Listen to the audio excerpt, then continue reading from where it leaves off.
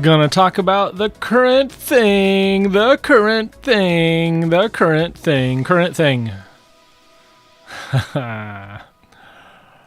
So, how's it going? Good to see you. Accidentally pressed my mute button. Hey! There is some current discourse. Isn't that wonderful?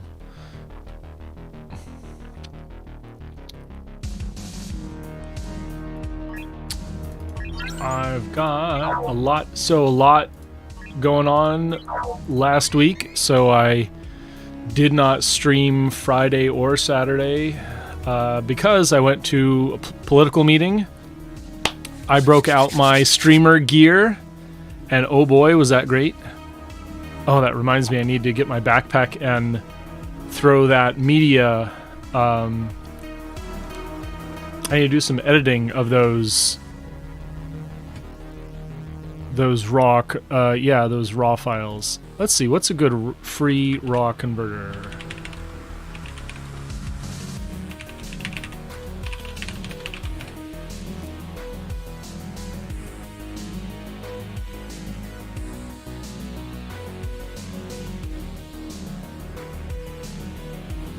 Raw therapy.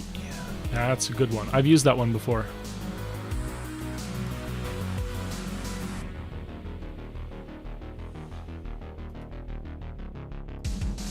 I should download this for Mac.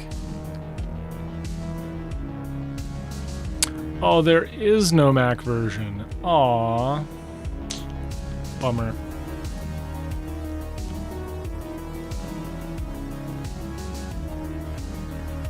Getting raw therapy on my Windows box.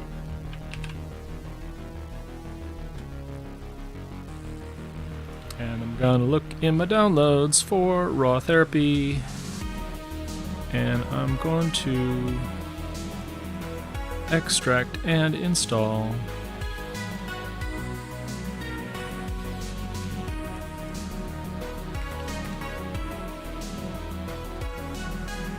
Yep, I've used this before. Is that just an executable? Oh, it is an installer. Good. GPL accept. C drive.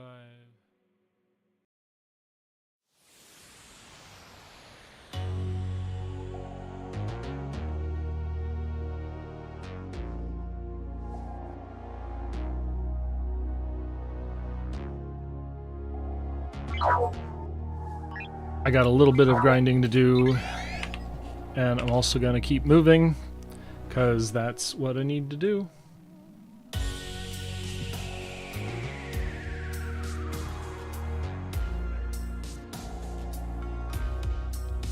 Oh, and so I improved the mount for my camera, which was fun.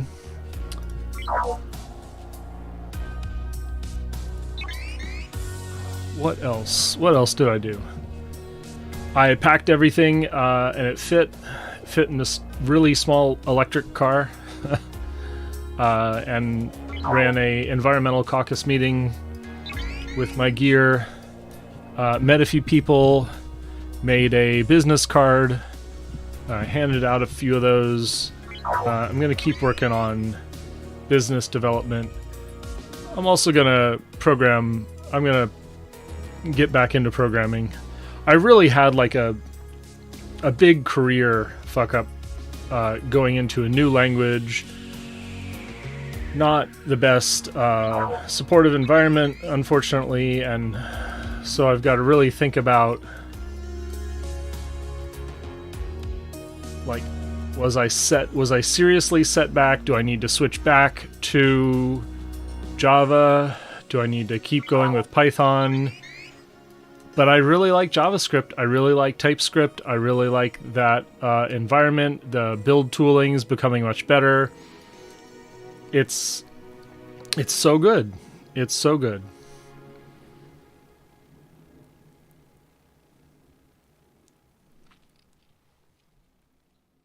Now the only question is the server side actually good? And if I continue to do full stack what is the server side going to look like?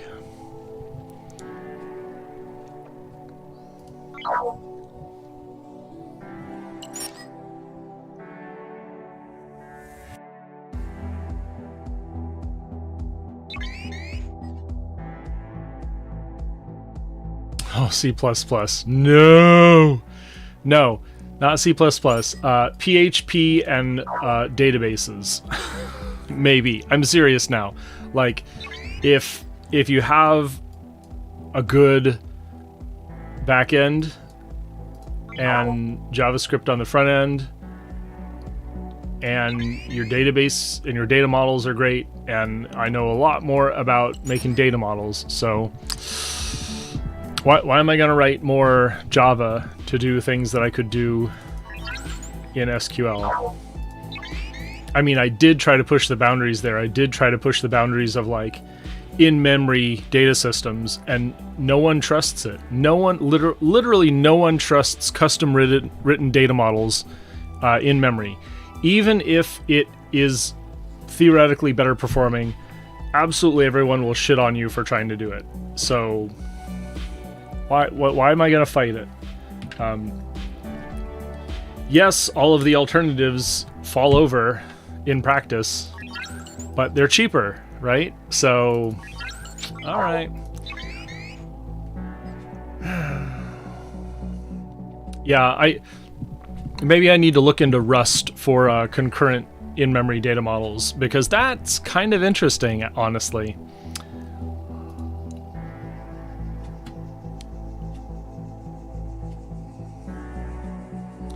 If Rust saves me from a horrible backend experience, I'll love it. I'll love it.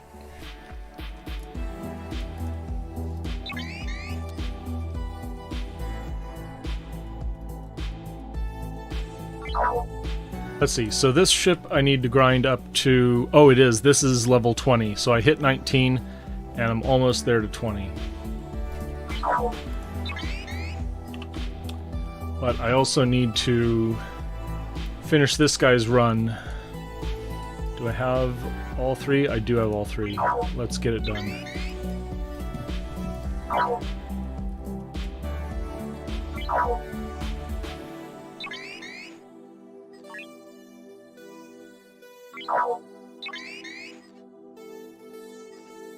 Multitasking a bit here. Yeah, absolutely. And that build tooling is like the #1 make or break for me at this point, because I've done so much stuff, I just have no patience for bad build tooling. Oh, come on. There we go. Okay, so now this one goes for the ones that it's usually weak at because it's been powered up.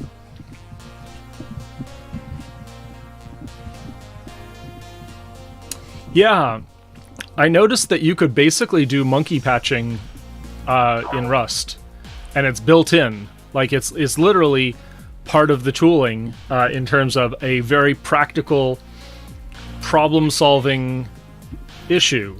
So you have a dependent library, and there's a bug in the dependent library. So what do?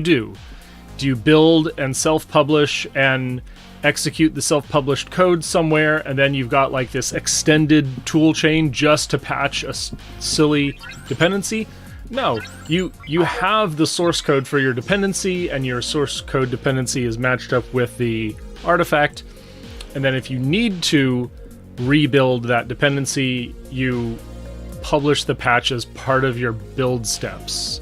So yes, it's ugly. No, you shouldn't do it very much, but the solution is built into Rust, and I kind of appreciate that. It's not something that you should be doing all the time, but it is something that's built into the packaging of the language. So, of course.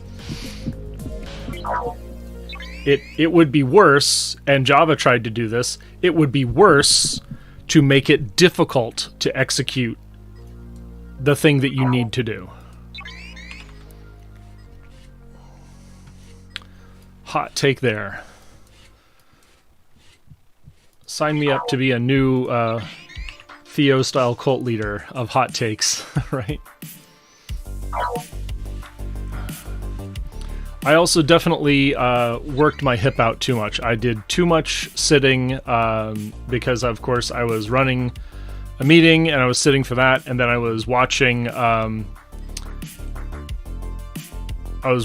the proceedings of the party's reorganization meeting, and then after that, I rode home in a car, so my muscles were very tight and angry with me after that. And then I rode on the train for 2 hours. So I switched to standing up on the train, but after all of that, my muscles were extremely angry. Did not want to remain seated anymore.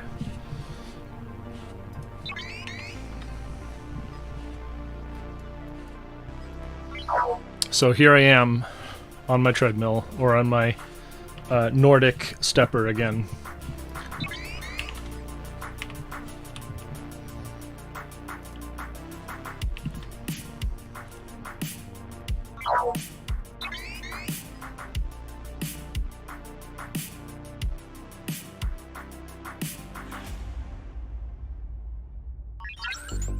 I'm going to get into the current discourse pretty soon, I guess. I think I need to recharge these.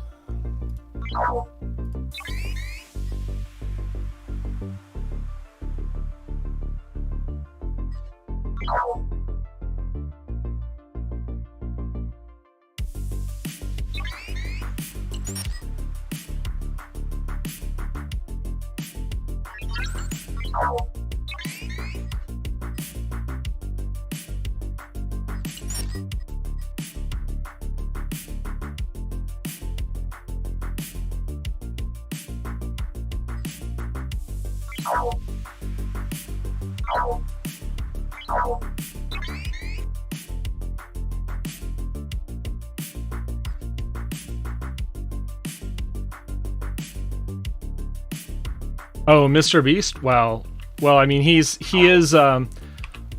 probably a different age demographic. He's absolutely younger demographic, and sort of to the point of the discourse. Lance was saying, "Hey, look, it's cool that you're like paying for their healthcare, but why don't you talk about the reason they needed you to pay for their healthcare?" Like. And so that's a valid criticism, kind of. Why don't people in Mr. Beast's demographic know the reason that he had to pay for these people's healthcare? I mean, that would just energize so many more people to actually solve the problem for real, forever. Right?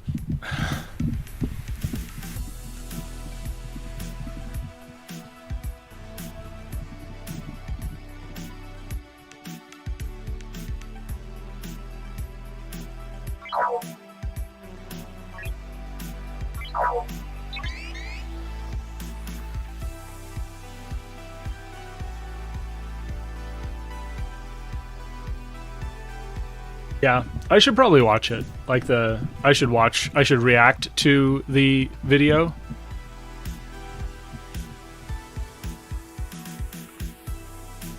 Let's do it. Camera 4 is going to be the monitor on the right. And it is, so it is.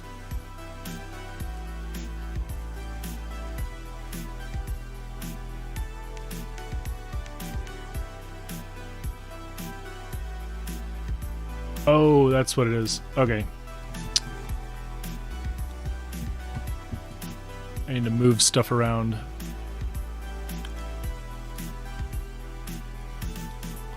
Let's go find this Mr. Beast video that everyone's reacting to and soying about.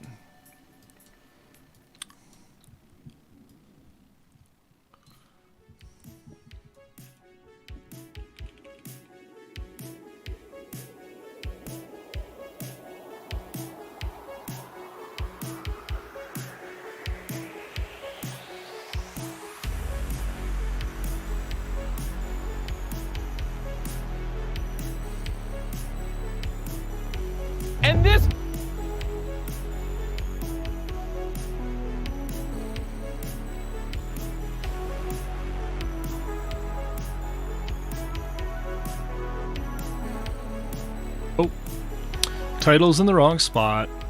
Let's fix that.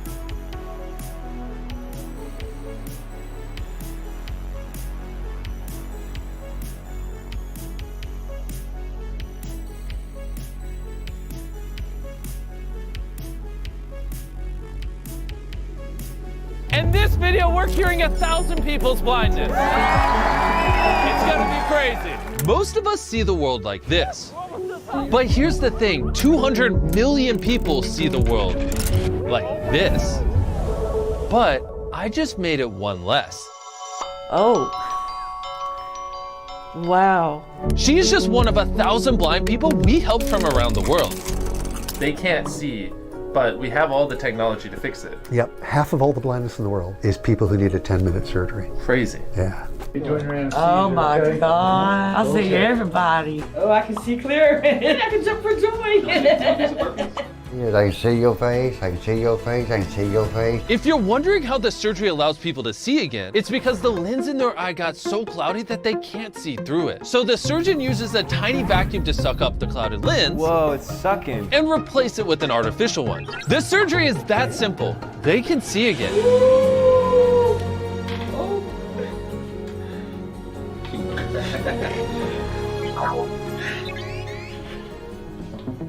You pay for my surgery? Yes. Seriously? You know what? Here's $10,000 to make your day even better. Is she okay? We're gonna go fix more people's eyesight. She's squeezing hard. And we're just getting started. We still have 980 lives left to change. There's my watch. I've never seen it before. Oh my God. I had night blindness. I couldn't see. If you just deal with it life. I'm Nolan, by the way. I'm Carl. You're Carl? I know a guy named Carl. Not a good guy. Moment of truth. Wow, you are pretty, ain't you? What's it like? What do you see? Blur. How long have you not been able to work for? 4 months. Did you hear about the cross-eyed teacher? She couldn't control her pupils. I'm gonna need anesthetic soon. Oh man, no cloudiness, no blurriness. Oh, it's perfect. Now, what's it like? I can see everything. I don't need these. Our next patient is Charlie. You're not able to read any of this text on the TV? No, it's an E or something, I think. He won't know he won 10 grand until after his surgery. I can't wait to see his reaction. Charlie sees everything like this, and it's made him and his family's life extremely difficult. I was a cashier. My eyes was getting so bad I couldn't see how much the money to give back. I just want to get my vision back so I can go back to work. You're gonna be really happy after this surgery. We'll see after it. Trust me, you will see. When patients go into surgery, there's a chance that they can get their life back. And for Charlie, if the surgery goes well, he can go back to work. What's it like? Oh, wow. All right, let's see if he can read it now. What does this say? You just won $10,000. Here you go. Oh my gosh. It feels good. I didn't think I was ever be able to see again. Thank you all so much. UBI and healthcare. Come on. This could have been a really actually positive message. Come on. I don't want to lose none of it. I'll hold on to it. Oh no, I'll hold on to it. Donnie, Dr. Nolan, He's not really a doctor, he's a fool. do you need any help? Wow. And that just hasn't been me for the last 62 years. I can actually see your face. That's crazy. Here, I can read this. When you come out of the surgery, what's the first thing that you were excited to see? My son, he's been my rock through all of this. Before the operation, you mentioned the first thing you wanted to see was your son. Seeing him and seeing his face, that's what I miss, you know. So you're gonna make me cry. No, you're good, man. You're good. You're really good, man. All right, Oh my God, man. there you go. Don't cry. I can see everybody's facial features now. Just a little blurry with my tears coming out. But How's it going? Okay. Yeah, I've been subscribed to you for like 11 years. Really? Oh my gosh. Jeremiah has been blind in his right eye since he was born, and it's affected his vision his entire life. Are you excited to be able to see out of both? Hopefully if the surgery goes that way, Because Jeremiah was born with cataracts, his right eye never received light. And that means that this surgery only has a 50% chance of working. I think we go ahead and get it underway and then we'll just talk post-op. And while Jeremiah's surgery was underway, I met another young man named Satchel. Did they tell you I was gonna be here? No. Good. He had poor vision from birth and almost lost his entire vision after a go-karting accident. All I see is like blur in color. I can barely see like the shapes. Obviously you can't drive, right? No, I cannot. And this is the real reason why we're doing this. Blindness can take away parts of your life. And you know, I want to drive. Since I can't drive, I'm just at home. Good luck. We'll see you after the procedure. He mentioned multiple times he really wants to drive after this procedure fixes his eyesight. So I'll see you at the end of the video when we surprise him with a brand new Tesla. But first, let's see if Jeremiah's surgery was successful. Let's do this. How'd it go? Good. Yeah? Are you excited?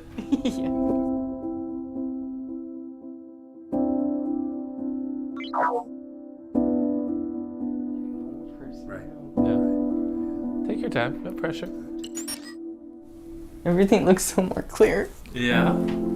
To make this day even more special, since you're about to graduate high school and go to college, we wanted to give you $50,000 to put towards college. Okay, that's cool.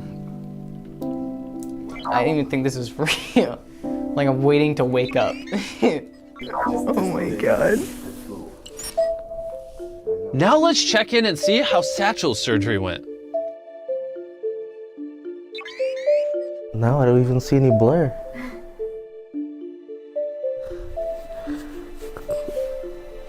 It's kind of great. How are you feeling? How's life been now? It's been good, you know? I be like looking at the cars and I'm like, wow, I can see that car all the way over there. That's good, if you're gonna drive it. Yeah. I have a surprise for you. Do you mind putting on this blindfold? Hold on, hold on. I know it's a little ironic that we just did the surgery. Satchel, take off your blindfold. What? This is your brand new Tesla. If Chris wrecks it, I'll buy another one. Literally, I cannot put into words how I feel right now. Have you ever driven a car before? No. I love how we're letting a guy who couldn't see a couple weeks ago drive us. Yeah. Wait, there's one cone you should hit. Don't hit the cone.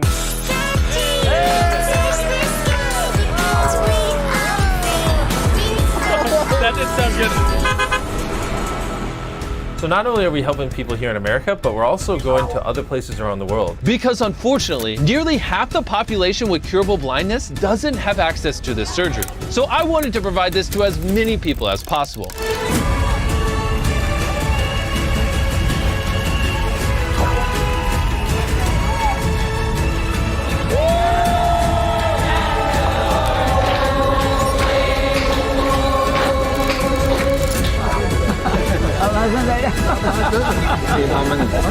I can see.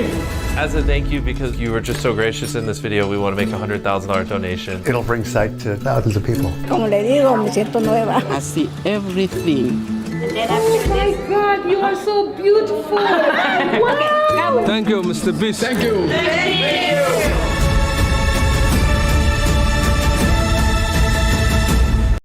Okay, wait. That's it? No, I mean, that's an 8-minute video. You could have spent 2 minutes telling us about the organization you donated to, the organization that helped you. Oh my God. Okay. Where is it? Okay. If you would like to support more of the sightseeing work, visit seeinternational.org join. I mean, a 2-second ad pointing you to the description. Come on. Okay.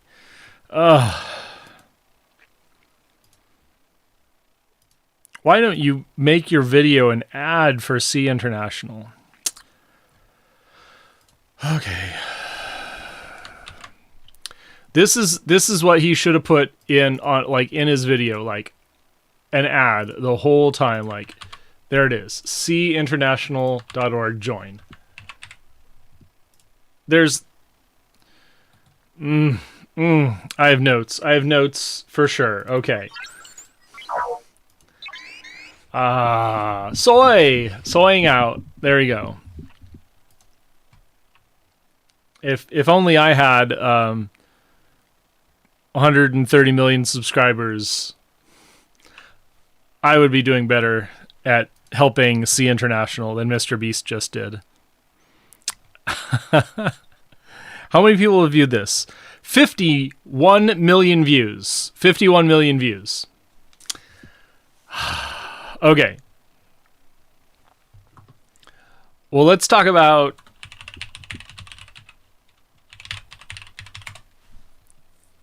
this. Like,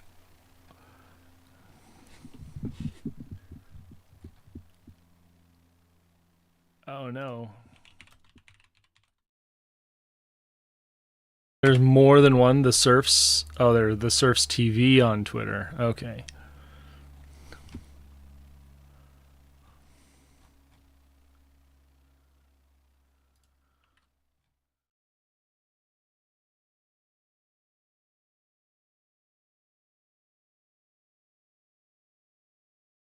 Here's the discourse.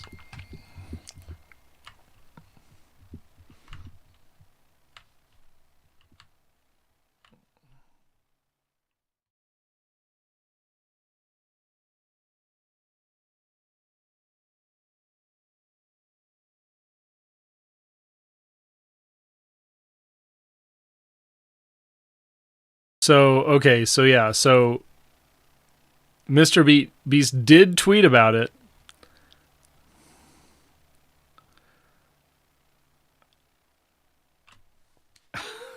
There's a lot of discourse here. Oh boy. No, I don't believe this bad take. He actually does make money on his 50 million views video. Come on. Though, at least that video did not have a sponsor, like a paid sponsorship. Mm-hmm.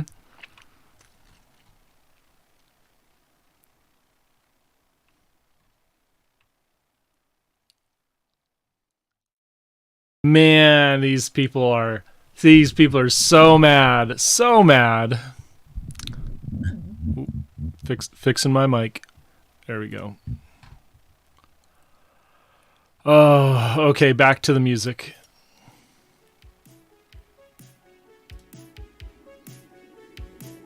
Boy, so mad.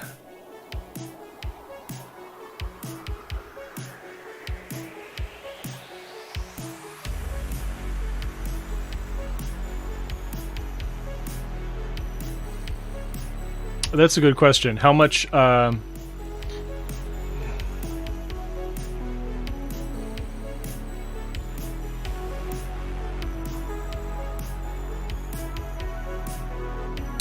wait a minute. Okay, wait a minute.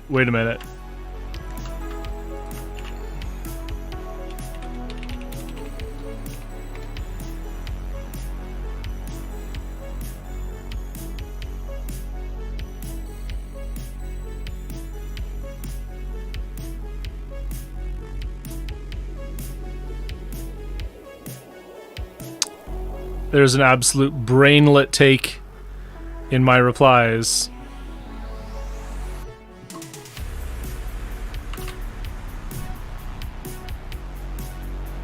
That's how we do.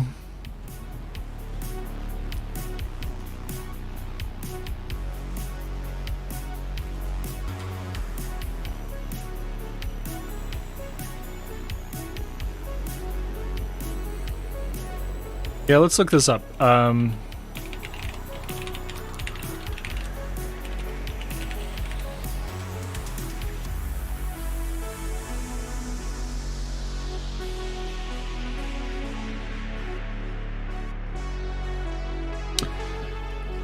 Actual rates an advertiser pays vary, usually between 10 to 30 cents per view, but average out to 18 cents per view. So with 50 million views, Mr. Beast just made $4 million on that video.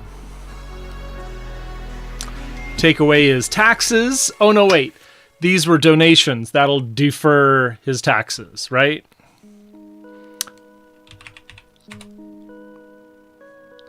Yeah, let's double check this. So if he got 10 cents per view, 50 million views, he made $5 million. He gave away $10,000 to 1,000 people.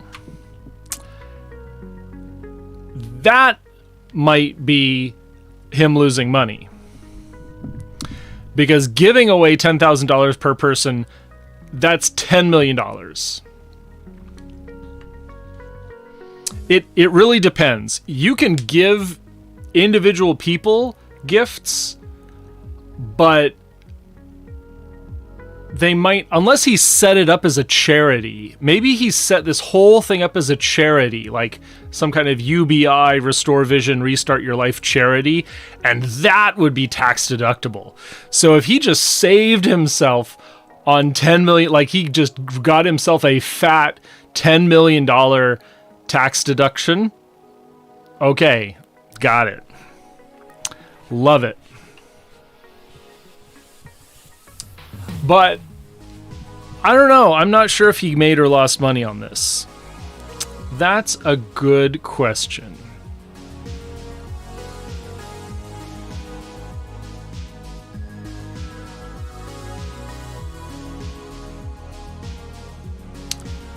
Let's see if I can get to the next discourse, because I liked the next discourse.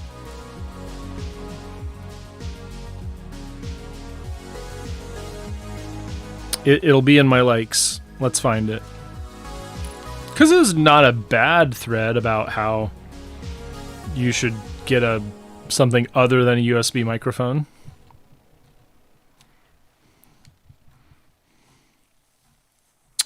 But then people started replying to it.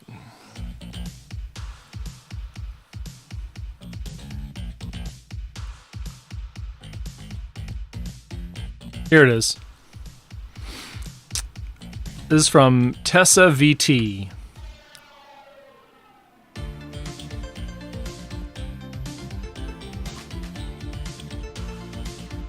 If you're buying a microphone, please stop buying USB microphones.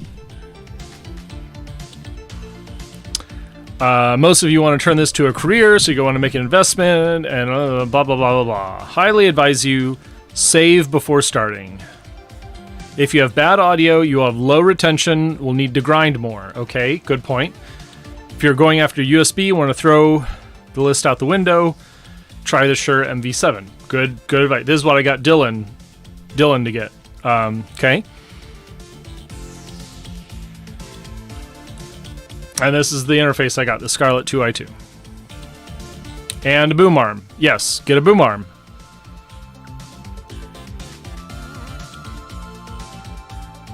SM58, that's the microphone I have. Interesting. Matched pair Rode M5s. Okay.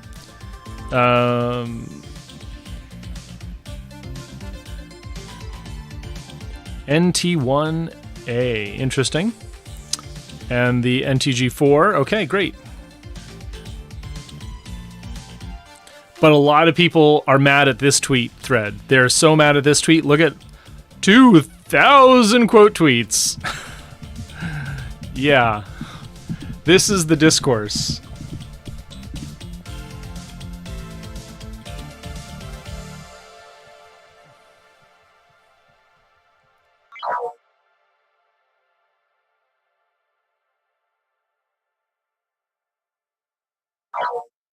Yeah, discourse over telling people, if you want to succeed, get the best gear. That's what her advice was. If you want to succeed, get the best gear.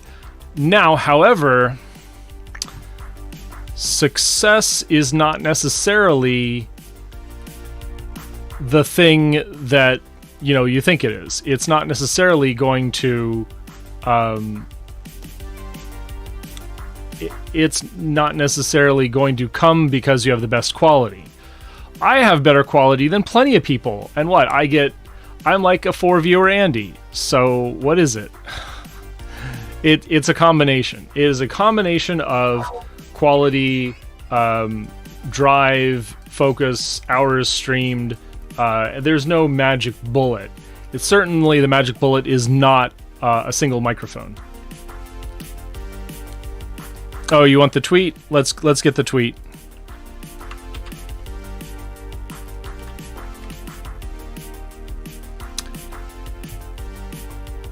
That's the tweet. That's the link. There you go. Go quote it up. Have some fun. Get those replies.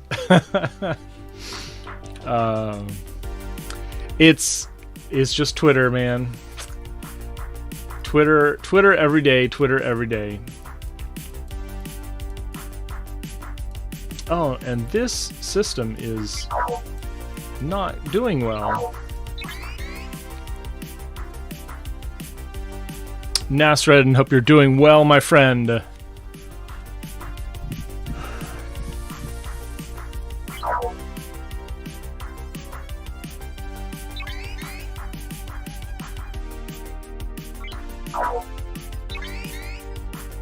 Go back to this one while those creeps recharge, because it's like there's no charge up creeps in this system now.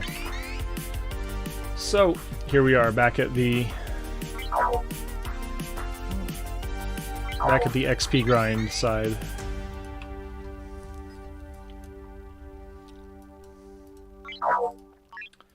And what do I have to do on my dailies? Couple debuffs. If my cloaking is full, then I'll do Cloaked Bandit.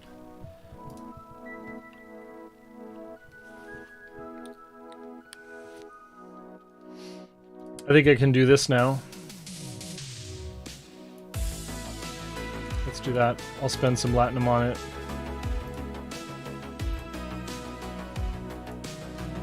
This is seriously the, I'm just realizing the construction daily. If you only boost things that are a day left, it's a way of laundering Latinum into speed ups.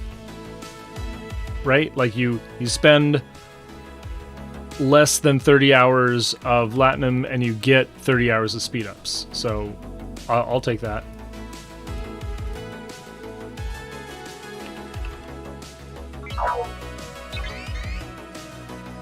But that means that I have to be patient and only do... Nice. Yeah, Midjourney looks pretty cool. Stable Diffusion, Midjourney, GPTs, all those. I should get into it. I think I do want to do some more big data with Python, with... you know, I've got another machine over here. I could probably install Linux on it and be quite happy with it. Instead of just letting it go to waste.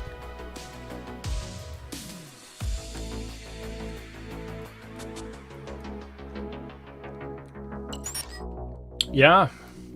Yeah, I've used Linux before, but I play games, so, you know.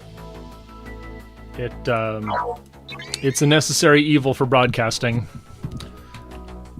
All the broadcast tools that I use, not stable on Linux. Or not available, like, things like audio routing, quite a bit more difficult. Like Nick, the nuclear engineer, tries to do everything in Linux. It doesn't work as well as you might think, unfortunately.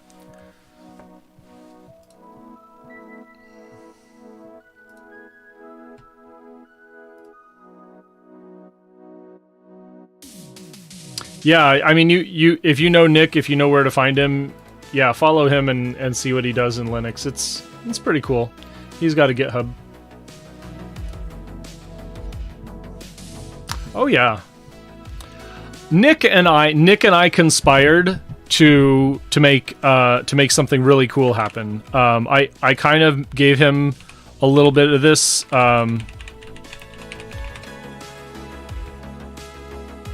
I gave Nick sort of like my perspective on open source and why open source is a good recruiting tool, and check out what he did. Check out this. TerraPower has open source, and Nick had to go before the board to argue for this. And I'd like to think that I had some influence there. Maybe it was more than me, but I definitely made this suggestion before this happened. So I'm proud that he absorbed that advice, and if not just me, he acted on, you know, the advice of multiple people. Open source is a great way of recruiting. It also gives your business free labor.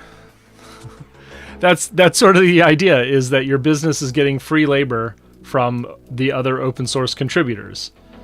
So is that cringe or is that based? I don't know. It's maybe a little bit of both. Let's see if I can get all of these prereqs done. So operations and R&D, good. R&D prereqs is warehouse, good there. This one's prereqs, okay. I need to buy some more of that stuff before I can upgrade this. Hopefully the community gets something useful. Sometimes the community does not get anything useful out of it, and so that's sort of the trade-off that you have to be careful. You have to be careful of. Okay, I can't waste any gas on those. I can't waste any. Can't waste any ore on this. What's this one? I could do this.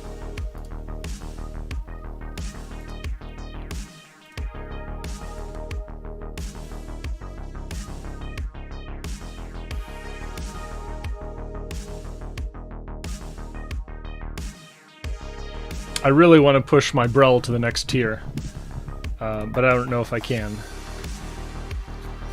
Okay, let's see if I can charge this one up with the buffs. I see one. I see two. I see all three types of the buffs. So let's get this one.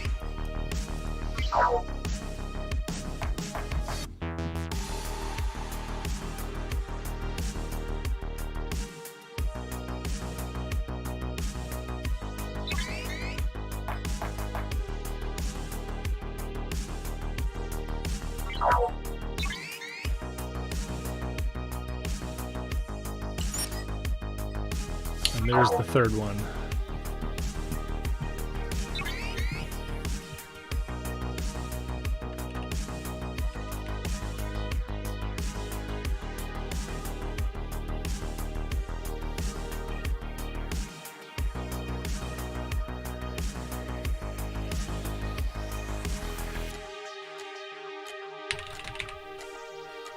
I'm gonna switch categories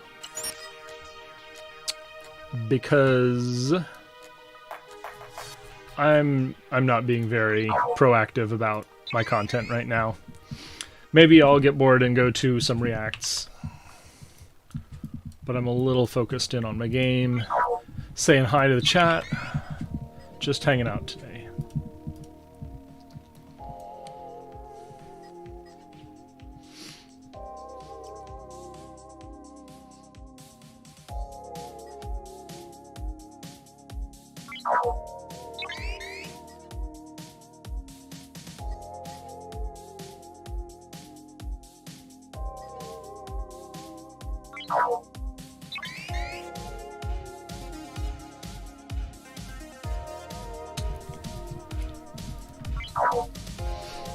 I might go shopping. I might show you my shopping list.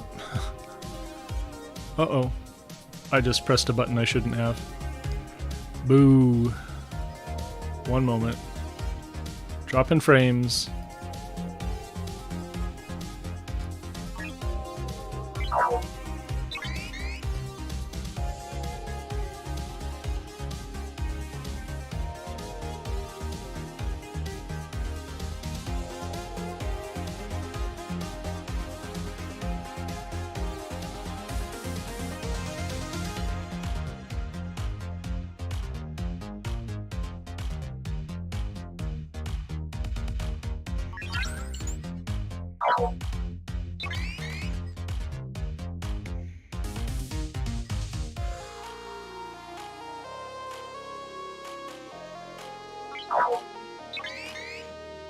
Okay, this thing.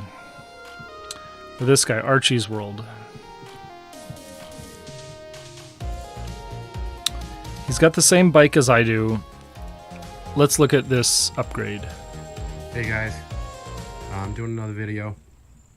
Today I added my battery, my second battery on, 52 volt, 20 amp hour. As you can see right there at the bottom, it had the holes in the bracket. And what I did was I put a piece of Velcro sticky on here, and I got these from Home Depot, just to give it more secureness. You know, it's actually bolted onto the frame. It's pretty snug, but you know, it's a pretty heavy battery, so I felt this was more substantial. As you can see, the wire runs up here, and I was able to fish it in here. I bought two XT60 extensions. This one comes out and extended. This is your controller.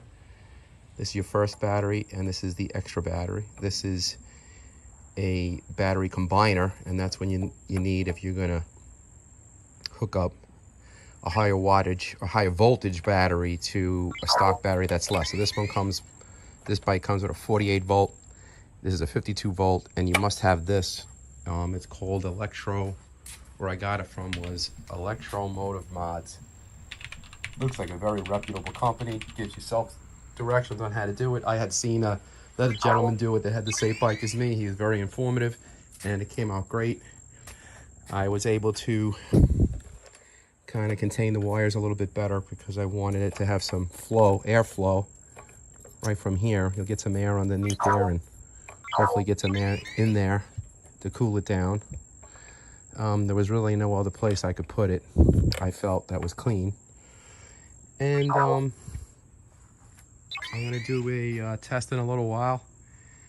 It actually works. Turn the battery on here. That's my alarm going off. That's my dog barking. And this one also. And then you come here. And you turn on. Now we got full power. And that's it, guys. If you have any other questions, just let me know. This should give me plenty of range now. Okay, guys, thanks. Bye. All right. Am I going to do this? No, come on. Don't autoplay. Autoplay bad.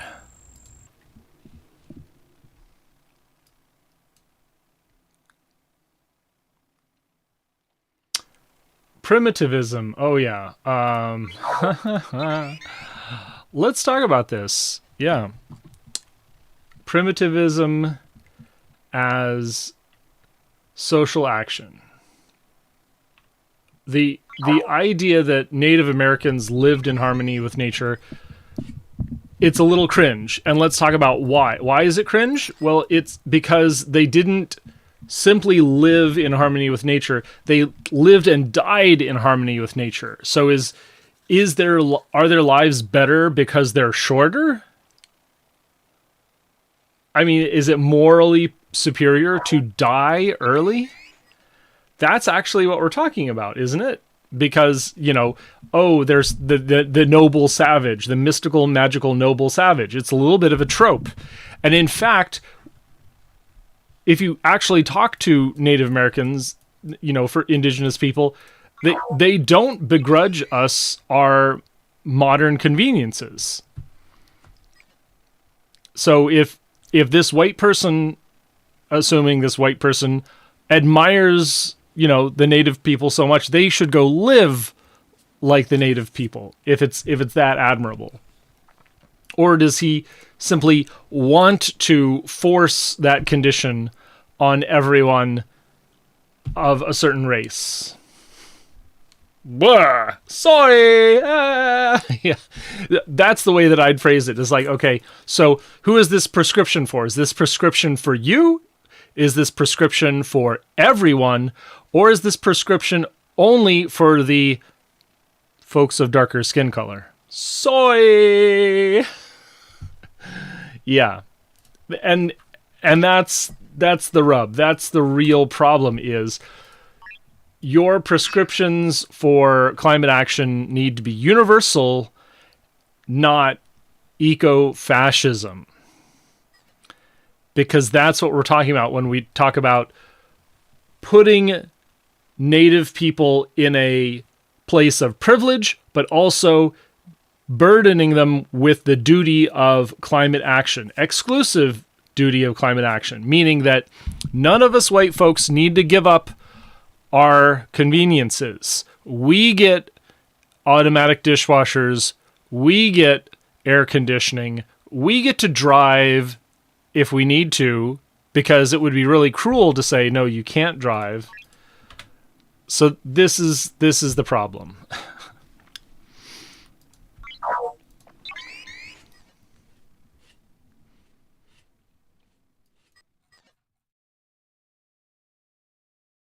Right? Is that white person going to take care of their parents in their old age? Are they going to give up their career, even if it's a career in politics and environmental action? Are they going to actually give up their career to care for their parents? Are they going to have 4 or 5 children so that their kids will take care of them in their old age? Because that's another big part of this, is sort of that the virtue signal that, oh, it's great to live in harmony with nature, has a definite consequence. You literally saw this in Brave New World, where it was assumed that modern people would have a deficit in their behavior, is that if we took a indigenous person and put them into a modern lifestyle, that their bodies would deteriorate. And so this is sort of the ethical racism of the time of Aldous Huxley, is the idea that you can't take a native person and bring them into a modern world. They will destroy themselves with overeating and alcohol, etc. It's like, well, we have that problem as well. And so it's not the lifestyle. It's sort of like excused by this Evo psychology or fake evolution theory that Huxley was perpetuating in Brave New World. A little bit of subversive fascism, basically, contained within this supposedly rebelling against the New World Order novel. There's a lot. There's so much bias and anti-science thinking bound up into that novel.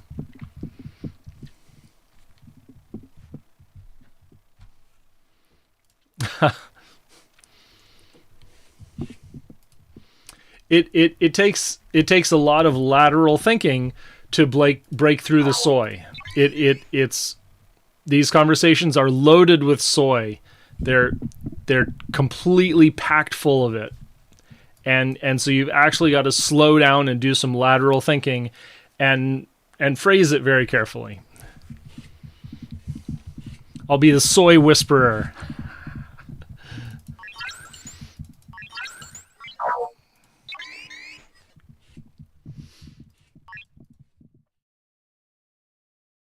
Was that someone cracked? Ooh, boy.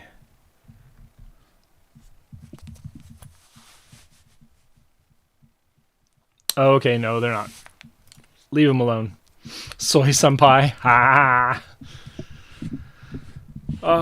So I think I'm going to ride my bike down to UW and do some shopping around there, because they've got... I looked online, and the shops that... the shops have what I need down there. I pressed play to launch raw therapy, but it's not booting up. What is going on? Anyways, I've got the list of parts for this extra electric battery. It's 52 volt by 20 amp hour. That is another kilowatt.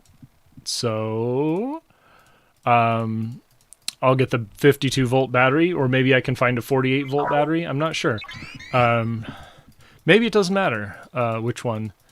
But that, I kind of saw the brand of the battery, and those XT60 extensions should be pretty easy to find. And then that battery combiner by Electromotive Mods. So we'll see if all of this stuff is available.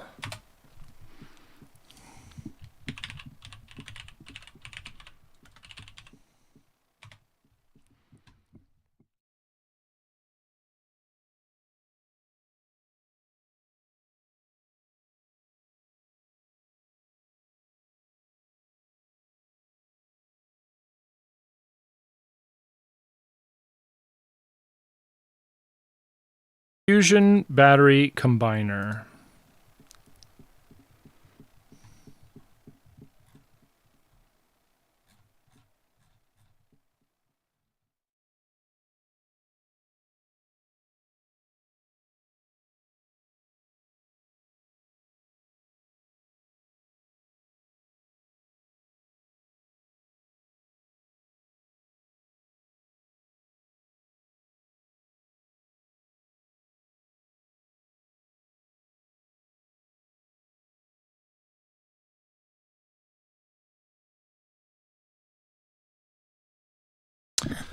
During use, the battery with a higher voltage will power the bike until such time when both batteries have equal voltage. Then both batteries will power the bike simultaneously. 48 and 52 will work.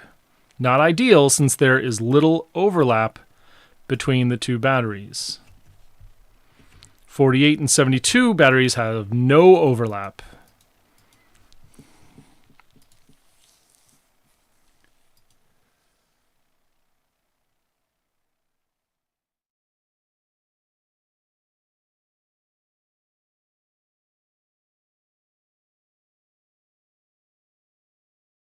There we go, XT60 connectors.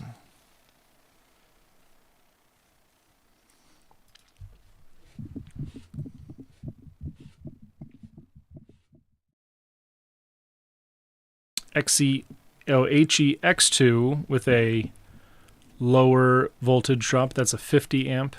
And there's an even 0.2 and 0.20 voltage drop. Okay.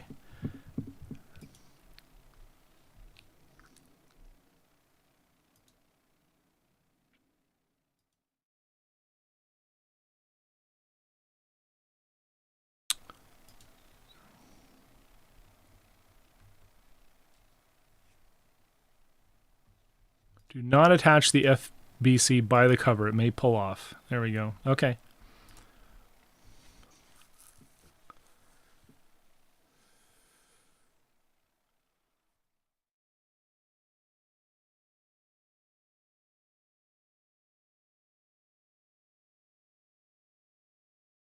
Oh, the bottom one is...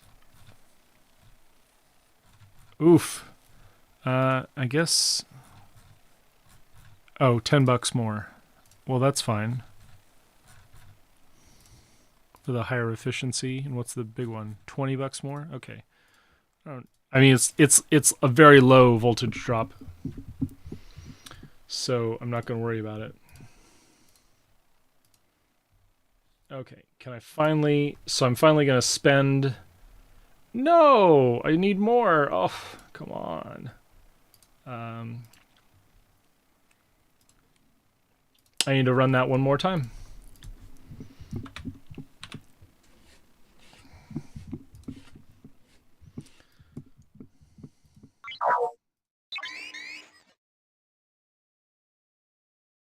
I was complaining at, I should have showed you this. I was complaining at my refinery, and I don't have enough of that material to activate this thing.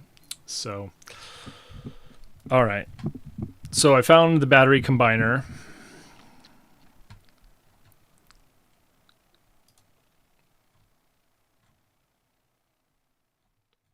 The ones on Amazon do not look like they will work.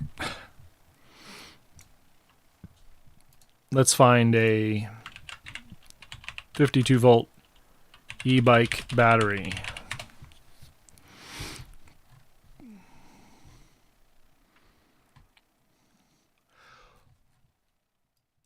Let's look for a rad power battery upgrade.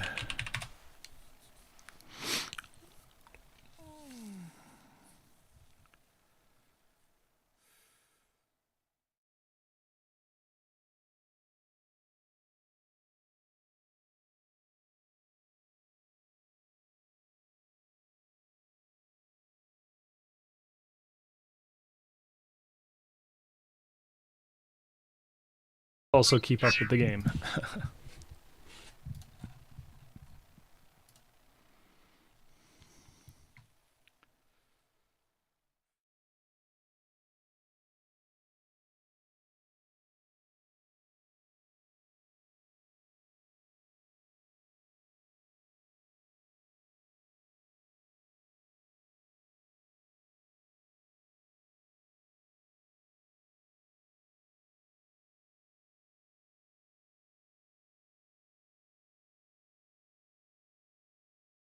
Yeah, let me show you this battery. I'm distracted by it.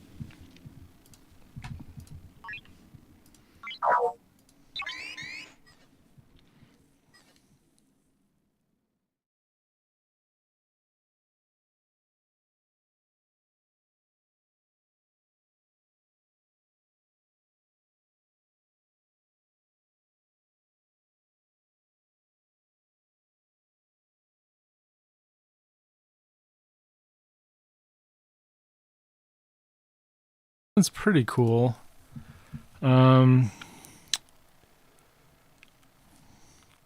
don't know if that's the one. Let's try e-bike battery.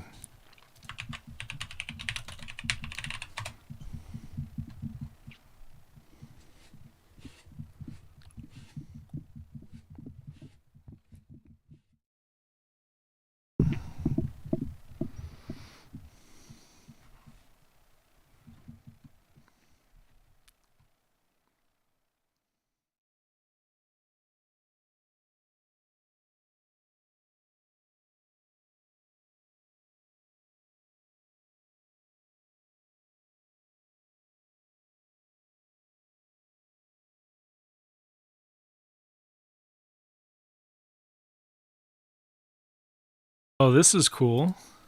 This is very similar to the battery I have, but it's not identical.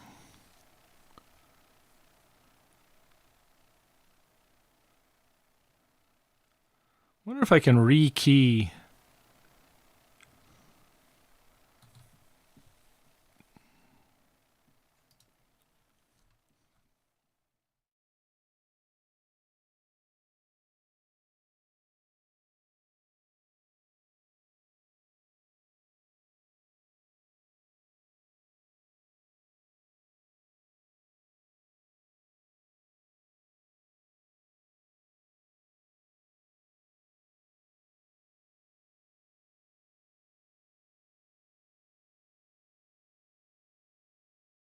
That's expensive. 52-volt upgrade.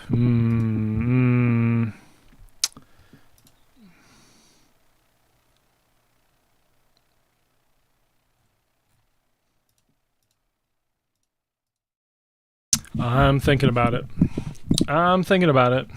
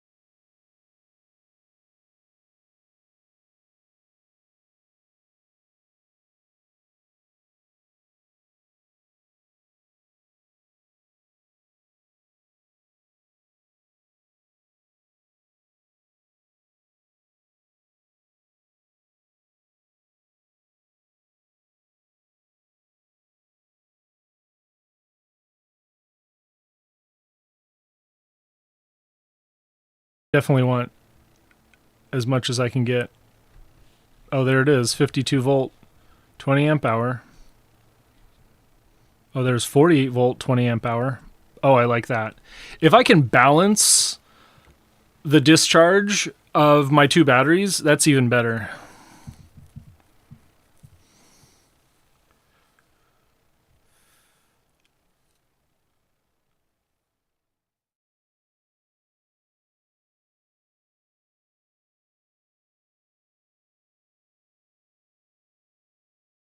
Up to 5 amp 3-pin charge. I like that.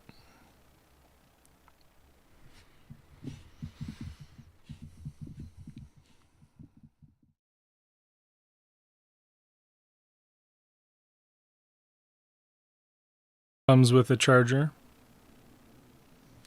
Probably not a 5 amp charger, unfortunately. All right. I think that's the battery I'm going to get. I'm going to do some extra research.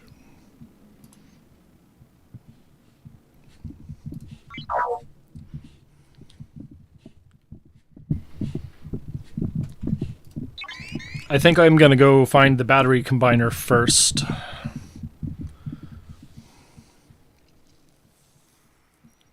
And wouldn't it be nice if both my batteries used the same charger?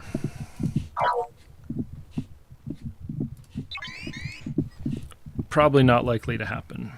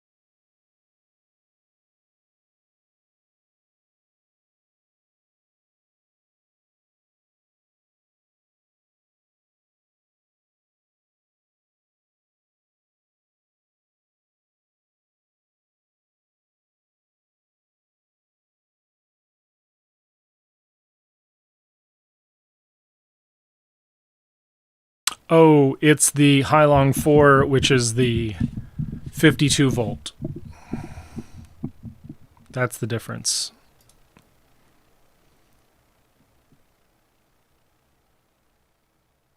Okay. So it's 17 millimeters shorter. Actually, I'll take that. I'll take a slightly smaller battery, even if I lose what? Let's see, it's 48 times 20. If it's 960 watts versus another 80 watts, I'll take this the space saving. Thank you very much. Okay, so what is the charge socket? Is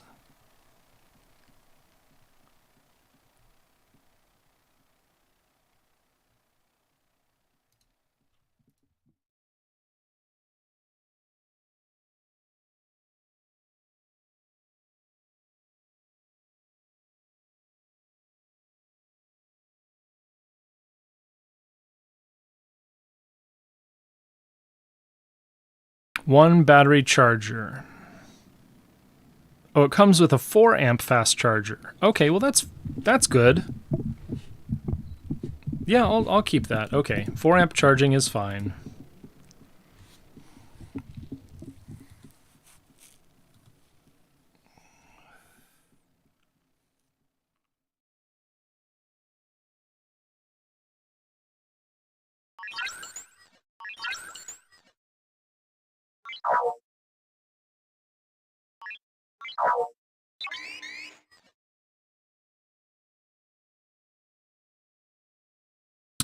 So here's my picking list.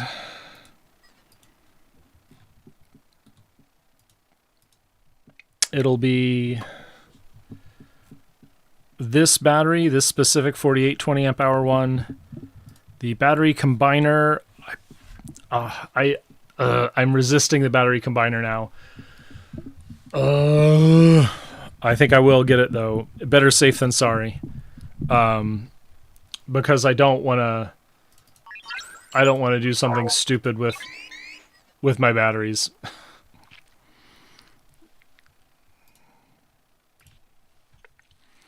And then I will have something like this, an upgraded pedal electric. But I also want to get some panniers.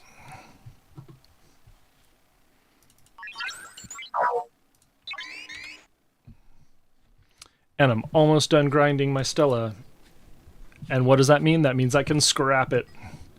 Scrapping the Stella.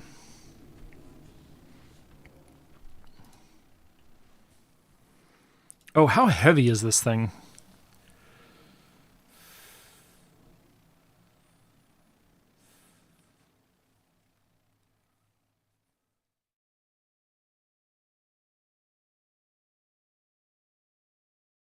Panasonic 21700 cells.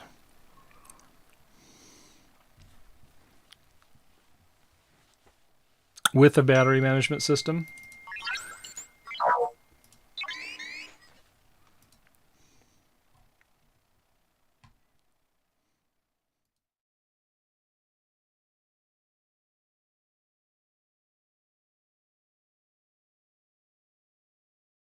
How heavy is it?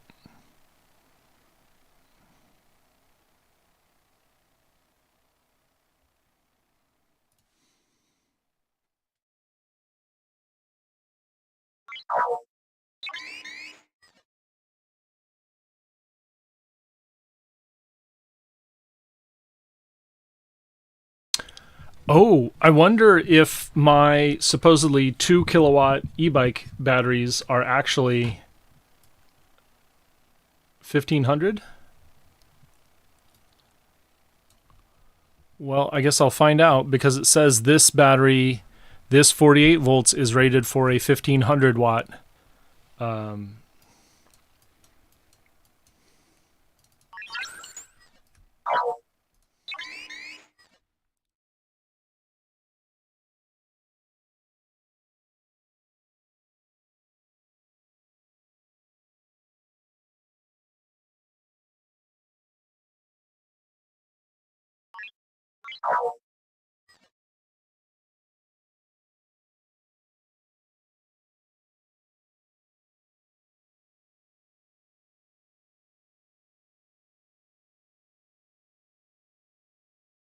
Yep.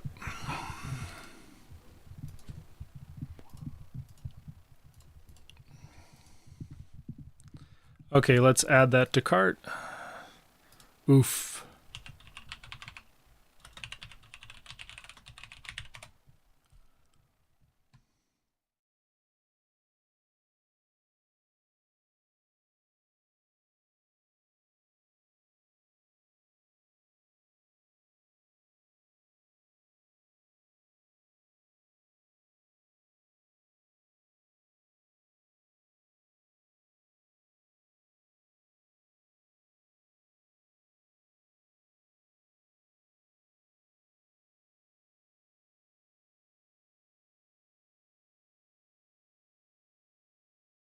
Wonder if I can unplug my battery if I'm going to have to splice them together. Let's look at the Archie's video again.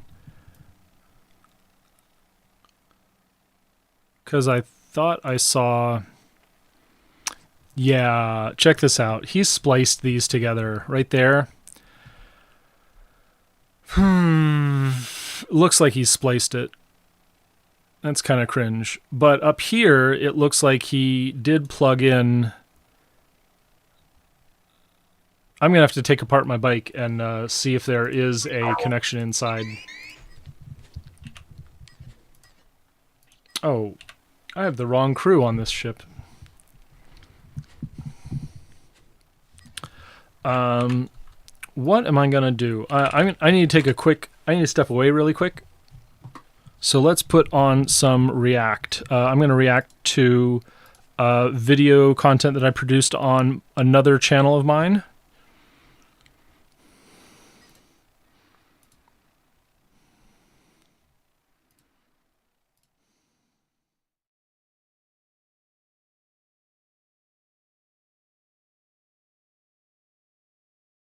And that is the Friends of Fission Northwest. Let's skip ahead a bit. Principal greenhouse gases in our atmosphere. But you can see the Mauna Loa data here, and you can see data constructed from ice cores. Right. And the time scale here is the last 1,000 Reacting years. to myself. So you can see that there was very little change in that 1,000-year period in carbon dioxide concentrations. It was right around 280 part per million. That means in a million molecules of air, 280 were CO2. But you can see that starting, somewhere around 1850, you can see the concentration start to go up. And if I asked you all what was going on in 1850 that caused this, you would all go, oh, it was the start of the Industrial Revolution. And people started burning coal. Be right back. Okay, now we're going to look way back in time. The time scale down here goes back to 800,000 years. All right, and you can see this kind of irregular record, and then you can see this much more regular record over the last 4,000 or 5,000 years. These are ice ages. Each ice age is roughly 1,000 years long. During what we call the interglacials, which is what we are in now, between big glacial periods, the CO2 concentration is higher, typically around 280 or 300 part per million.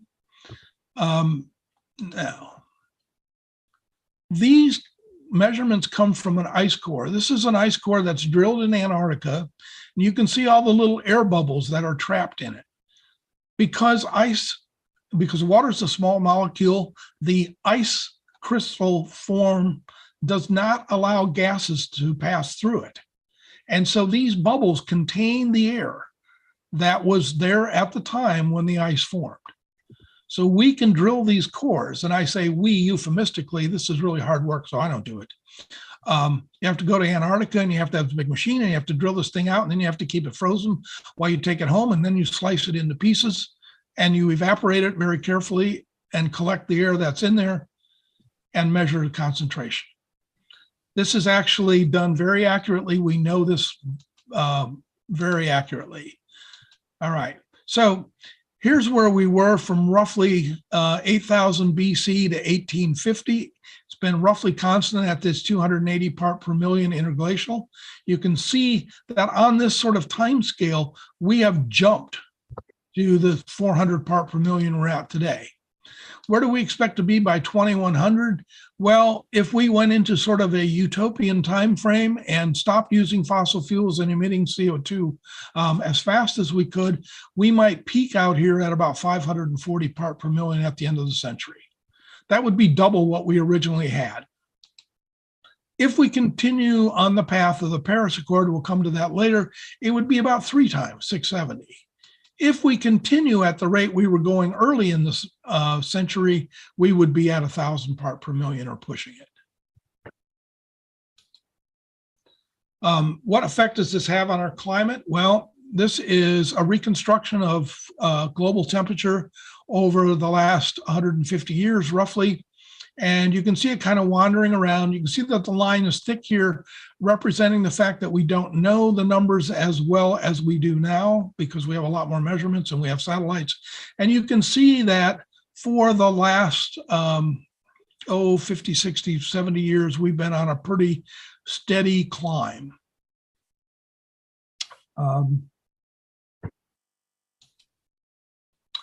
If we go back further using what we call proxy data, things like rings of trees and the like, this is what it looks like over from about year 300 to current. And you can see this part of the curve does not look anything like this part of the curve. We are doing something different, and we know what we're doing, and we understand the physics of it very well. We have other measurements. These are what I'd like to put up here because I think these are a real triumph of science. They're measured from satellites GRACE 1 and GRACE 2, which are NASA satellites. And these satellites actually measure the Earth's gravitational field to extremely high accuracy. And from that, you can deduce a change in ice mass. And this is the change in ice mass for Antarctica and the change in ice mass for Greenland, going back to the early 2000s when GRACE started. It's clear evidence that the ice caps are melting. This is a different way of looking at it. Climatologists typically think in 30-year averages. We don't think 10 years is enough. We like a couple, 2-3 decades. So these are 3 decades. So there's a decade between 1991 and 2020, and a decade between 1981 and 2010. And these are the difference between these two 30-year averages. So these two 30-year averages have in everywhere in the United States is basically, with a little exclusion here, everywhere is warmer than it was. I draw your attention to this because I think this is even more interesting than this guy. This is the precipitation change. And you can see that this side of the continent has dried out and this side has gotten wetter. So when we talk about climate change, it's not just a warming of the globe, it's a shifting of climate patterns, and it's a change in the hydrologic cycle that responds to this warming climate. So we're not just going to experience a slightly warmer place, we're going to experience a place that has some places significantly warmer than they used to be, and has some places significantly wetter and drier than they used to be. I don't want to talk about this too much other than to point out that we have these large, complicated global climate models, and we use them to not only match what has happened in the past, but also to project what's happening in the future. And these models are very good. These projections, however, are only as good as the information that we can put into them about how society is going to use energy and use fossil fuels.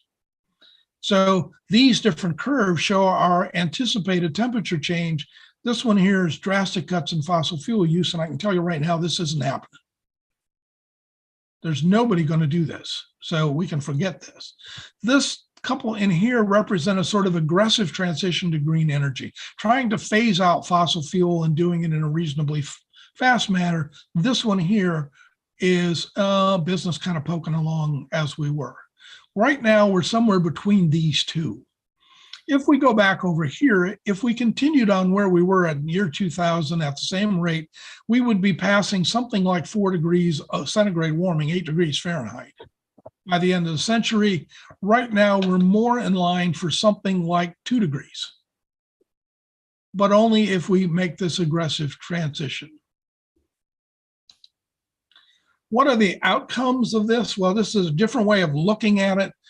These are projected impacts of climate change. And up here, you have the increasing temperature going from 0 up to 5. These are different categories. The yellow colors are warnings. The red colors are, you got a major problem. So for instance, when we talk about food and agricultural systems, a little bit of warming may actually cause an increase in yields in high latitudes. But as the warming goes up, we have a real problem in the tropics. The tropical crops can no longer grow because it's too hot. And also because the water availability changes, and we end up have failing crop yields and famine. Water glaciers are disappearing. We have decreases in water availability. This is a complicated thing to perhaps explain. One of the ways that we often talk about as climatologists is that as the climate gets... I know you've seen this more than once. I hope you enjoyed it. If you're still around, here's the link. Maybe I'll edit that and make it a little more compact before...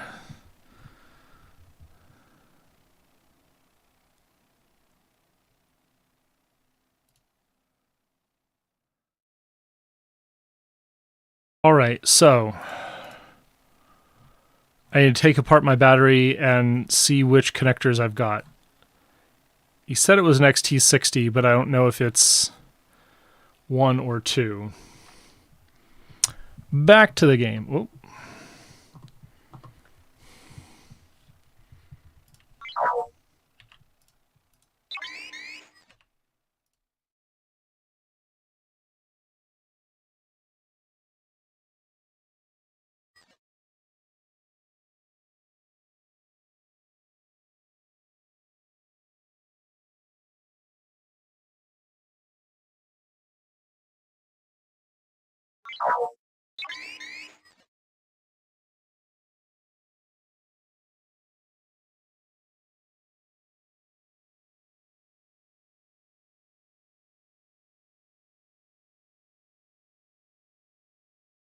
like how we did it.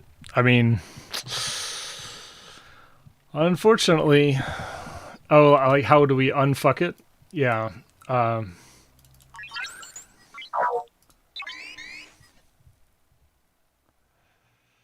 Well, the good news is that every stage past where we are, it gets more and more.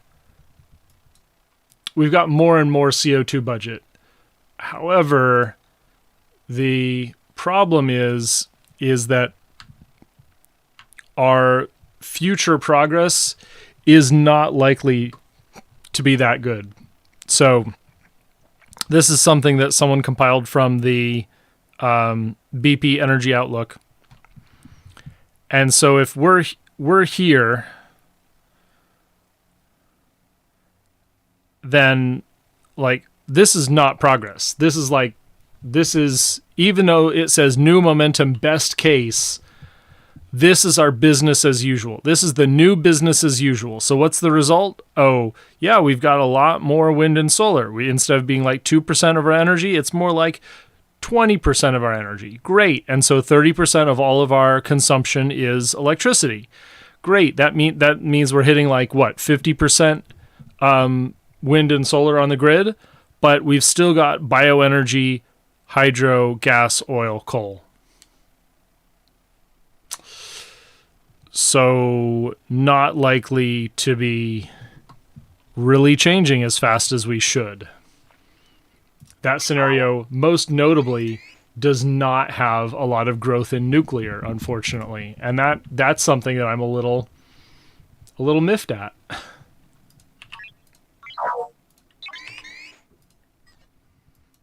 What is it going to take to actually make progress?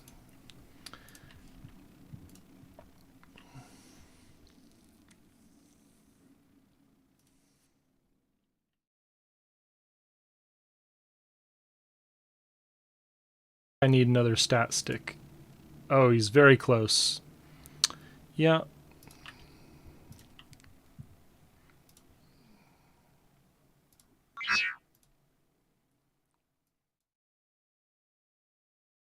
No, you mean how the effects aren't so much worse already.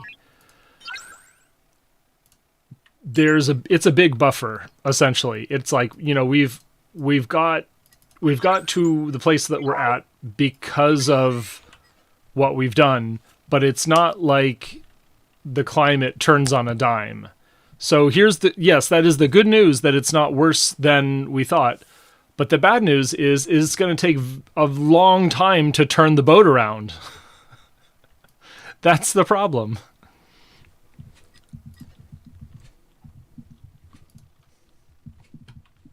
I missed that music. Let's get back to music.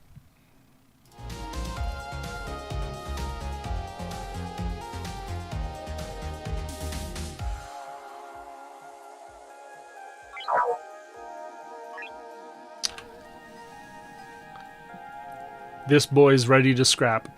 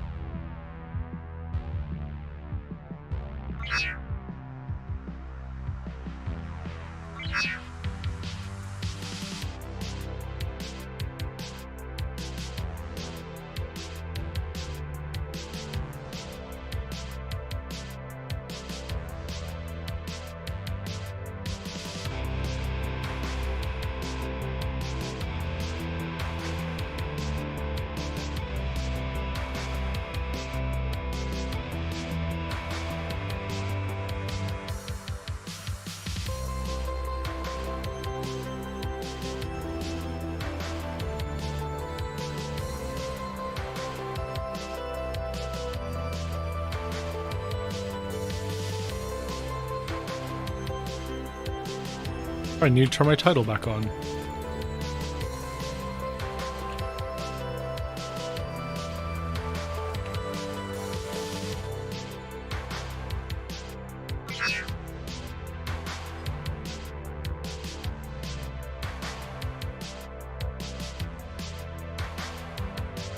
How heavy is this?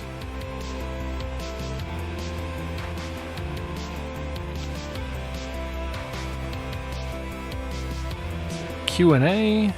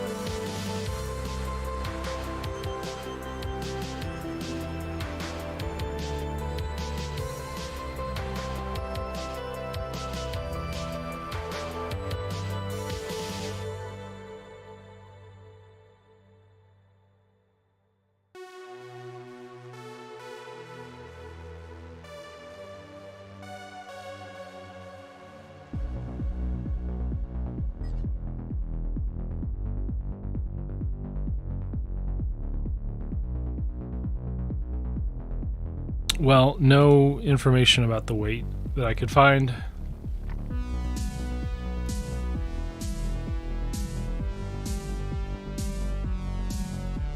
So I'm going to get my crank wrench and the sprockets from my local shop, REI headquarters.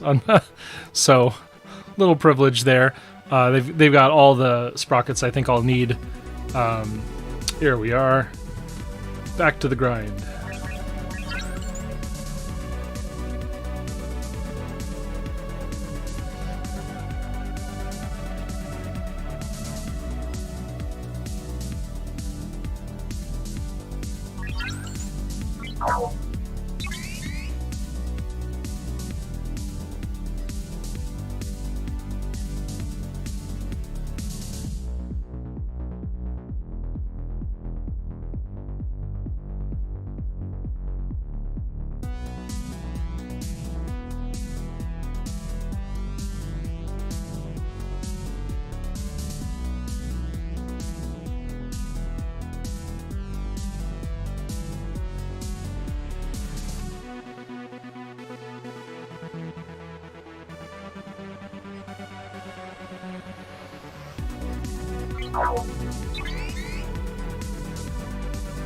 As soon as that thing is done repairing, I'll get to scrap it, get some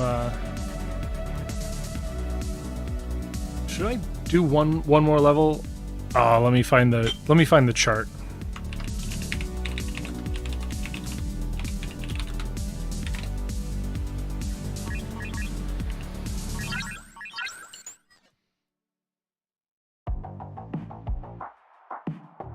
Might be advisable for me to go one more level. Oh no, all the comet ones are gone. Dirty.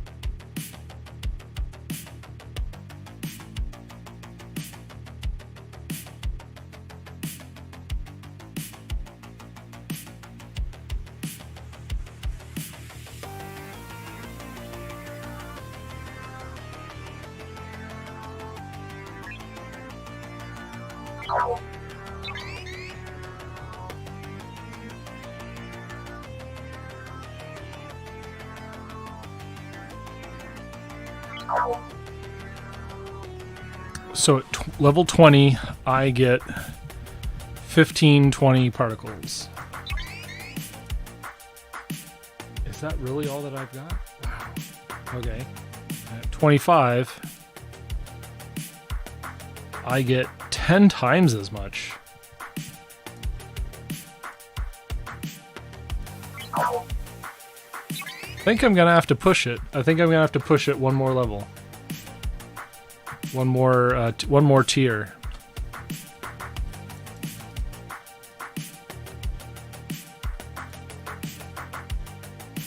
That's a big escalation. Yeah. I was gonna try to push my 25 to level 30, but I'd rather get the particles, I think. Because I need them particles for research.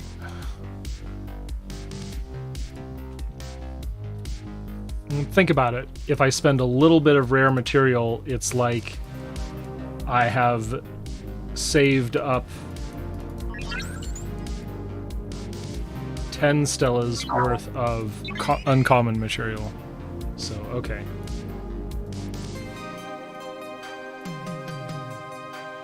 Okay, so what level is this? 20. And if I go to 25, I get 10 times as much.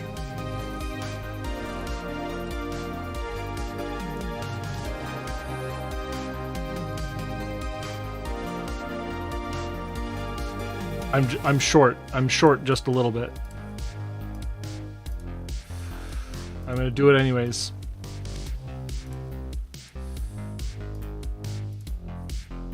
God damn it, I am short. One more rare refine, we'll get it.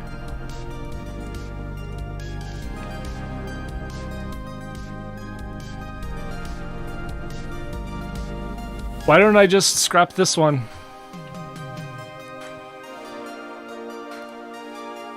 Oh no, I can't because I've already almost upgraded it to the next tier.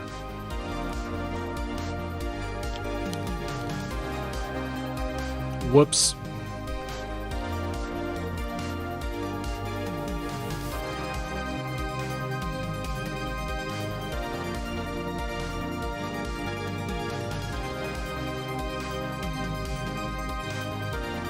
All right, let's go back to...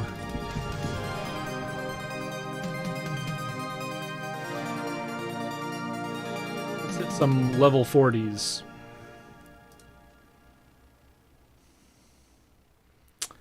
And can I do that with Chen? Yeah, let's do that.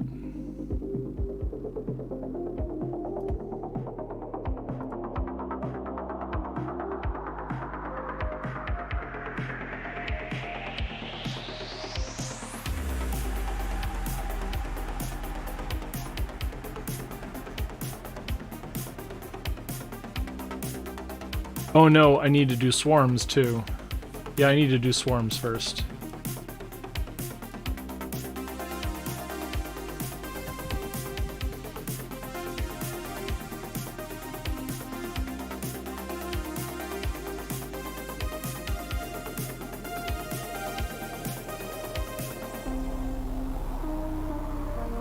Get my Franklin, who is almost maximum tier.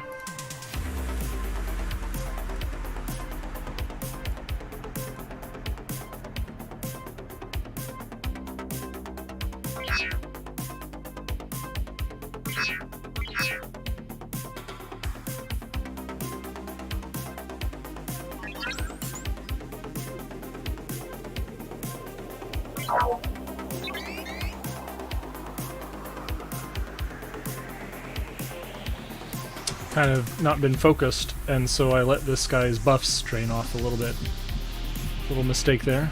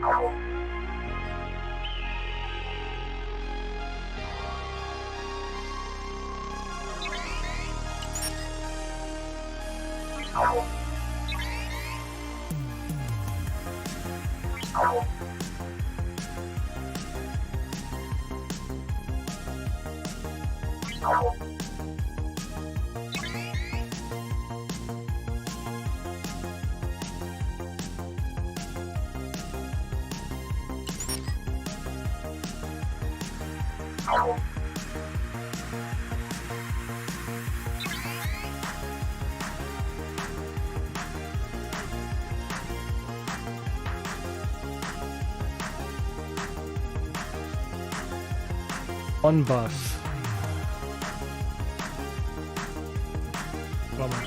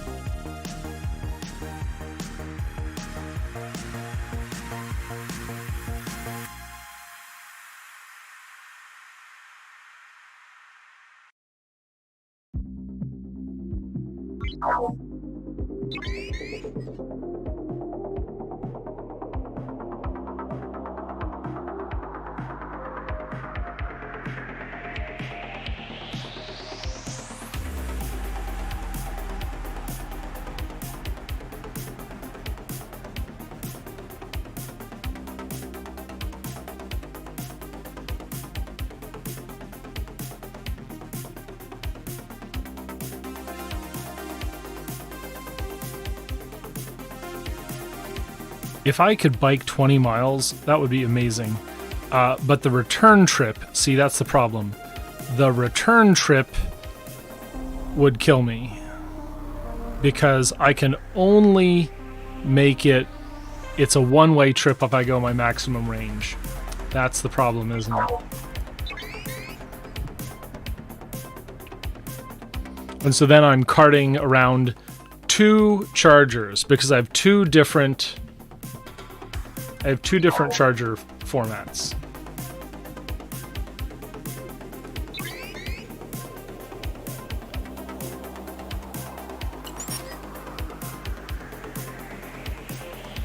Maybe I should reconsider the battery that I get.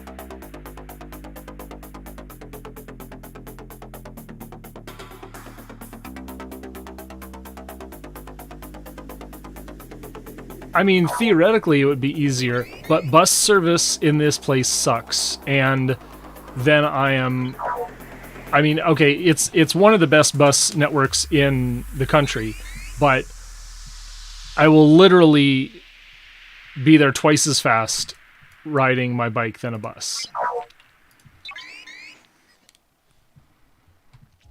And unfortunately, then I won't be able to convert my bike to the bus. I won't be able to take cargo with me onto the bus. I'm very privileged in an American sense that I have a lot of freedom of movement, and so yes, you're right. I could probably plan out a bus trip, but then I'm standing and waiting, and I'm frankly impatient. So, yeah. Oh no, we have a train. We have the Seattle Link Light Rail, which is like 10 to 20 minutes of waiting, always going north-south all the time. But it's only north-south. So there it is. Also, our bus isn't free. Like, I pay $3 a bus ride, basically. $2 to $3 a bus ride. How does that compare in terms of affordability? It's like my bicycle, I'm moving, my legs are moving, but but I'm not, I'm paying like 20 cents in electricity instead of, 10 times as much in bus fare.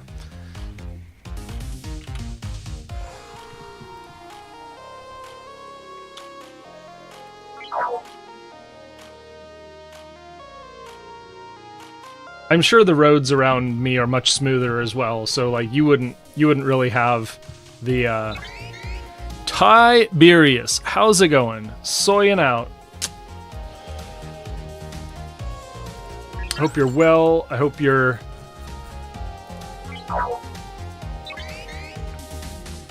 stuff's doing well for you. I'm shopping for a second e-bike battery.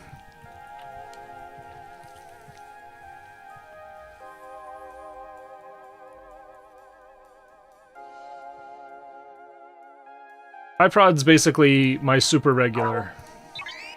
He has probably wandered into any of the podcasts that I've been guest on.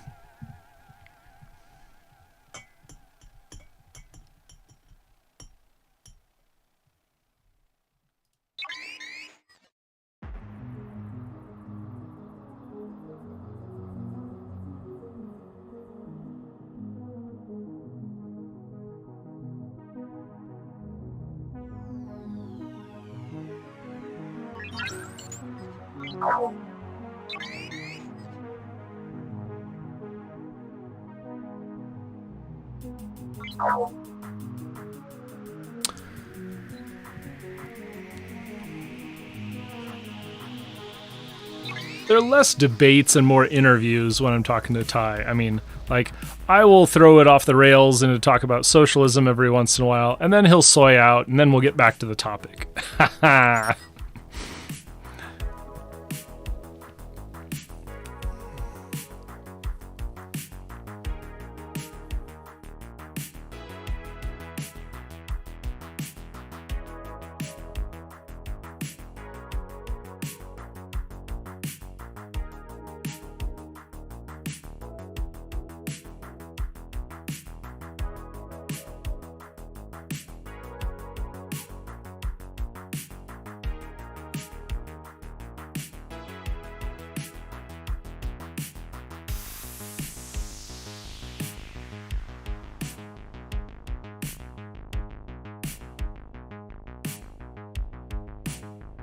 Well, this is disappointing. I guess I will be carrying around 2 different chargers. Though, it would be pretty disappointing to get somewhere and then want to go back and have to wait twice as long for both batteries to charge because I just got 2 batteries. So I...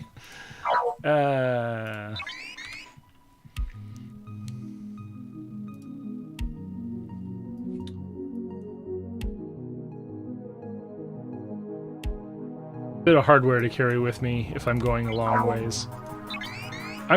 I'm just gonna go get a car.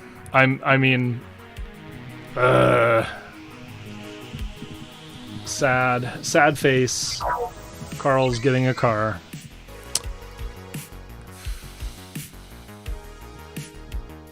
More money that didn't need to be wasted. But what choice do I have?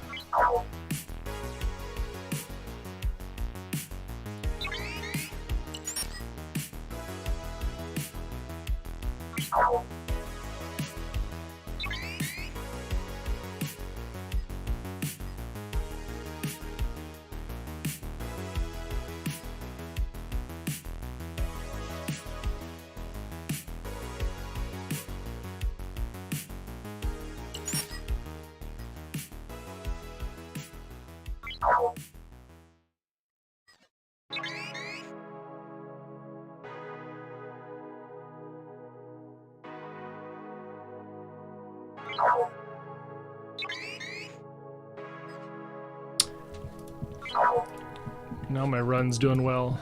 I've got all my buffs, I just need to find another one.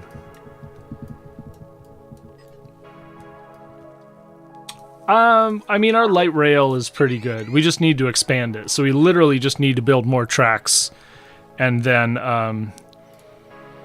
we'll be happy.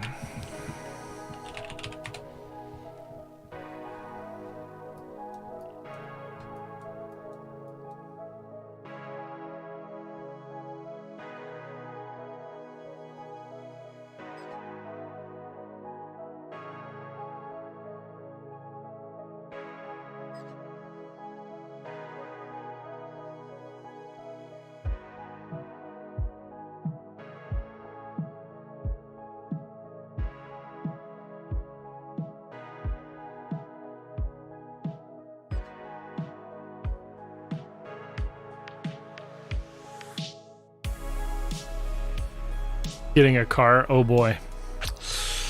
Yeah.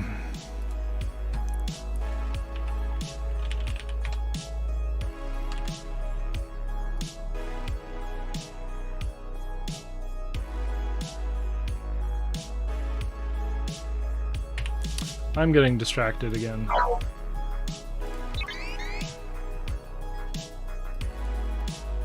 But I don't see any big payout creeps. Oh, there's one. Okay, so I just killed a percent doodly, triangle doodly. Is that the only comet doodly? Yep, I'm gonna have to kill that one.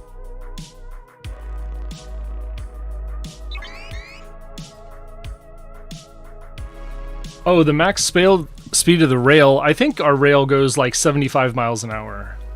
It's pretty quick. And it's grade separated up to a point. South of the Soto, it goes in conflict with cars, unfortunately.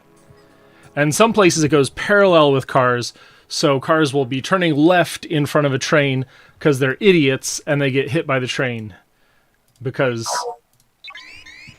they're idiots.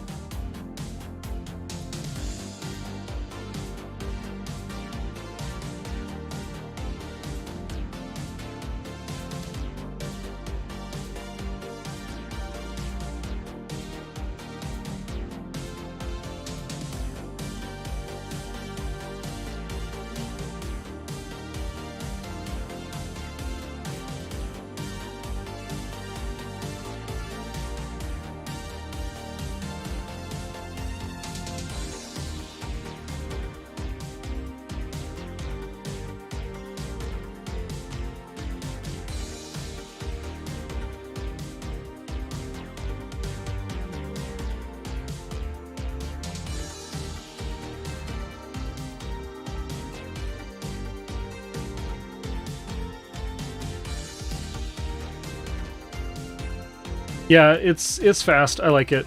It's very efficient. It moves a lot of people, and I want more. Much more trains everywhere.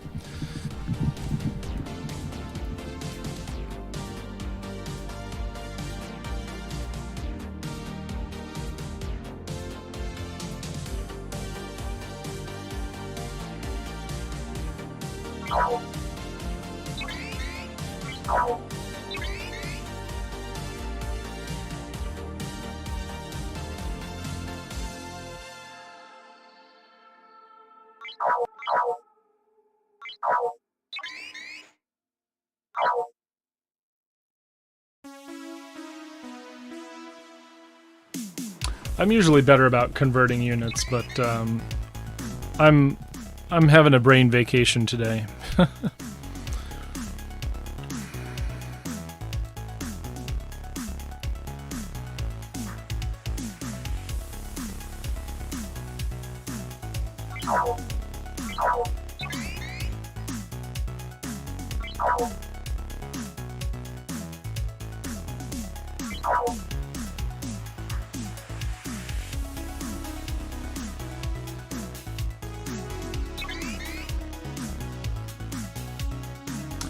Maglev is pretty cool. I mean, having a very efficient train system, I mean, why not?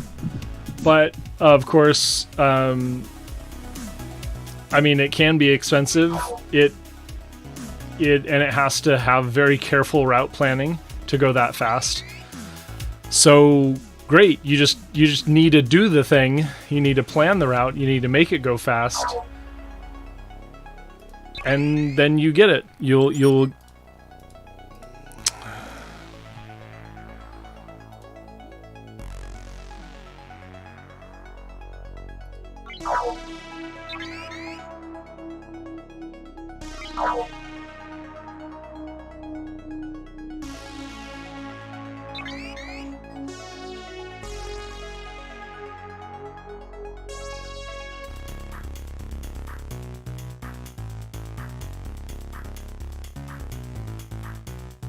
I think a lot of things make sense in the long term. So yeah, in the long term, a very high speed east-west rail line across America makes a lot of sense.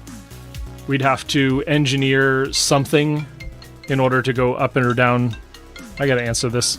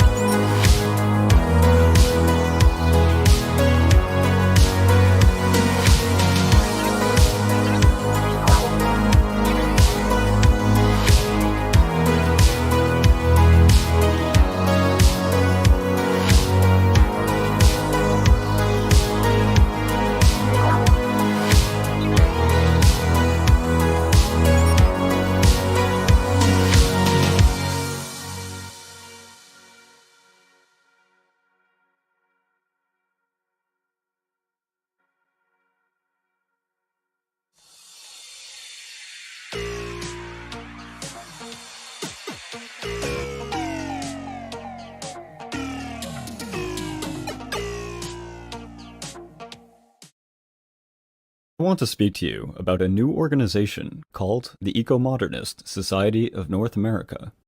I'm here because we are in the midst of a potentially monumental ecological